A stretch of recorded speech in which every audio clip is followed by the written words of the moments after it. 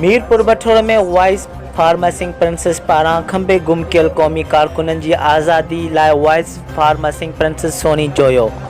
Charge जोयो जस्कम chairman Aslam खैरपुरी क़ौमी party के चेयरमैन नवाज़ खान ज़हूर की अगवानी में अली बंदर खां सैयद जी अहम सैयद चौक ताईं एहतजाजी रैली कढी।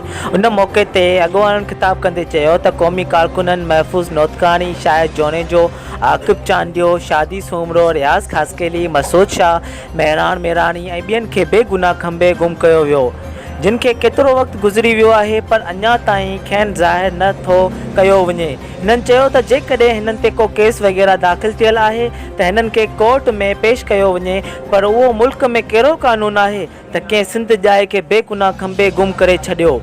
हिननि इंसानी हक़नि जी तंज़ीम ऐं आलमी अदालतनि खां मुतालबो कयो त नोटिस खंबे गुम कयल क़ौमी कारकुननि खे आज़ादु कयो वञे। रिपोर्टर अशरफ चांडियो, शाहीन न्यूज़, मीरपुर बठोड़ो।